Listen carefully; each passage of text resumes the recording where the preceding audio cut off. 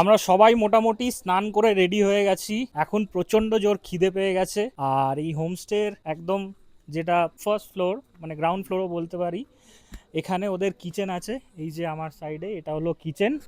এখানে যাচ্ছি এখন লাঞ্চ করতে। দেখা যাক লাঞ্চের কি ব্যবস্থা আছে। সবাই ঢুকে বসে গেছে, আমি সবার শেষে এলাম। এই যে সবাই এখানে বসে গেছে খেতে। আর ওয়াও, কি সুন্দর জায়গাটা! এখানে খেতে খেতে আপনারা পাশের এই সুন্দর ভিউটা দেখতে পারবেন।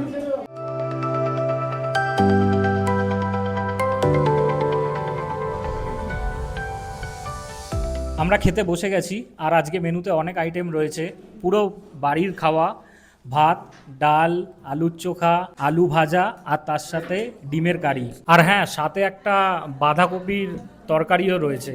আর রাত্রে ওরা বলেছে চিকেন দেবে। তাই সময় নষ্ট না করে ঝটপট খেয়ে নেওয়া যাক, প্রচণ্ড খিদে পেয়েছে। আমাদের খাওয়া দাওয়া ডান, বেশ অনেকটাই খাওয়া দাওয়া হয়ে গেছে। যেহেতু বাড়ির রান্না ছিল বলে বেশ গুছিয়ে খেয়েছি। আর খাবারের কোয়ালিটি মোটামুটি খুব ভালোই ছিল। এখন এই জায়গাটায় বসে এই ভিউটা এনজয় করব। দুপুরে খাওয়া দাওয়ার পরে আমরা একটু বেরিয়েছি আশপাশটা হেঁটে দেখব। জায়গাটা খুবই সুন্দর, খুব পরিষ্কার। হ্যাঁ, খুব পরিষ্কার পরিচ্ছন্ন একদম। এখানে একটা ডগেশ ভাইয়ের সাথে আমাদের বন্ধুত্ব হয়েছে, দেখবেন। ডগেশ ভাই, আজো আজো। ও আসবে না, এদিকটায় ও আসে না, টেরি টেরি ওই দিকটাতে। আজো, আসছে আসছে আসছে আসছে। এই তো এই তো এই তো এই তো এই তো খালি প্যান্ট কামড়ে ধরছে। কি ব্যাপার বলতো? হ্যাঁ, আয়।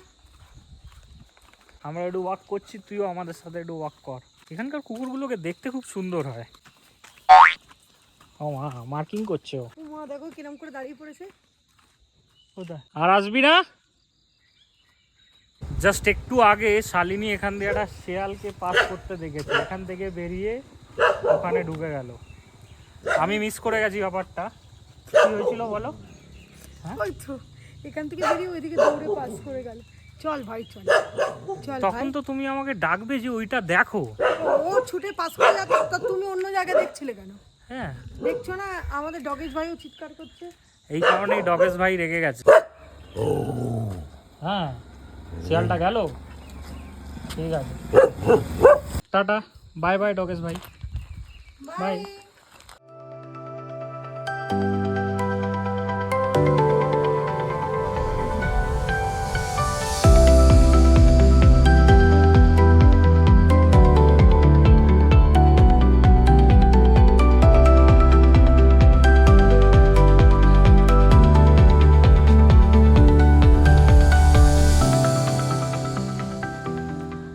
ওয়েদারটা হঠাৎ করে একদম অন্যরকম হয়ে গেছে, মনে হচ্ছে জানি রুমের ভেতরে মেঘ ঢুকে এসছে। জানি না ক্যামেরায় কতটা বোঝা যাচ্ছে, বাট রীতিমতো আর একটু আগে, মানে আমি ক্যামেরাটা চালু করতে ঘরে ফোনটা রাখা ছিল, তো নিয়ে বার করে করতে করতে ভিডিও বানাতে বানাতে মেঘটা সরে গেল পুরো। মানে আমাদের ঘরের ভেতর, রুমের ভেতর মেঘ ঢুকে আসছিল। যদি এই জায়গাটা দেখেন, ওপরটা পুরো মেঘে ঢাকা। লাইটগুলো জ্বালিয়ে দেওয়াতে বেশ দারুণ লাগছে। আর আমরা এখন রুমে বসে পাকোড়া আর চা খেলাম। ভেজ পাকোড়া ওরা দিয়েছে, এটা কমপ্লিমেন্টারি থাকে। আর তার সাথে আমরা 2 প্লেট চিকেন পাকোড়া অর্ডার করেছি, সেটা দেবে বলল আর কিছুক্ষণের মধ্যে। আর এখানে সেরকম কিছু করার নেই অ্যাক্টিভিটি। রাত হয়ে গেলে, অন্ধকার হয়ে গেলে আর ভিজিবিলিটিও থাকবে না। এখন শুধু বসে গল্প আড্ডা এই করব আমরা, এই করে দিনটা কাটাবো। আর কালকে সকালবেলা আমাদের ব্রেকফাস্টের পর বেরোনোর আছে সাইট সিন করার জন্য। কালকে দেখি কোথায় যাওয়া যায়, আপনাদেরকেও দেখাবো। ভেজ পকোড়ার পরে এবার আমাদের চলে এসছে চিকেন পকোড়া, কিন্তু চিকেন পকোড়া খুব ছোট গো। হ্যাঁ হ্যাঁ, এর এত ছোট, আমি তাই বলি 20 পিস। ব্যাপারটা খুবই ছোট, নকুলদানার মতো। ঠিক আছে, কিছু করার নেই, এখানে সাপ্লাই কম আছে ওই জন্য। ঠাকুরের প্রসাদের মতো পকোড়া দেওয়া হচ্ছে সবাইকে হাতে হাতে, ঠিক আছে।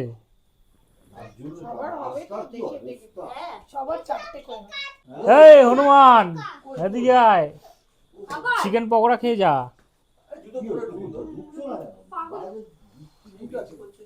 এই যে কুনাল দা নাও নাও এখান থেকে দাও কুনাল দা মারো মারো, পোকা মারা হচ্ছে, পোকা। এইটা হচ্ছে বড় পোকা। আমাদের বাড়িতে গেস্ট এসছে ও কলুপচু বাড়িতে হোটেলে। এই দেখো ও বলতে তোমার বাড়ি আস্তে আস্তে ঢুকছে, আস্তে আস্তে ঢুকছে, একটু একটু করে এগোচ্ছে। এই দেখতে বেশ ভালোই লাগছে দেখতে। আমি রাস্তায় রাস্তায় দিনবেলা কি আমাদের চিকেন পকোড়ার পর এবার আরেক রাউন্ড কফি চলে এসছে। থ্যাংক ইউ দাদা।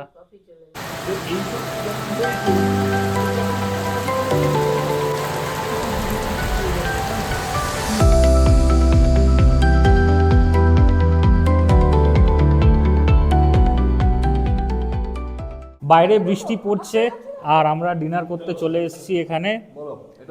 আজকে মেনুতে আছে হচ্ছে রুটি, আলু ভাজা, চিকেন আর তার সাথে স্যালাড। ঝটপট খেয়ে নেবো। আর আজকের ভিডিওটা এখানেই এন্ড করছি। সঙ্গে থাকুন, নেক্সট ভিডিওতে আবার দেখা হচ্ছে। Good night.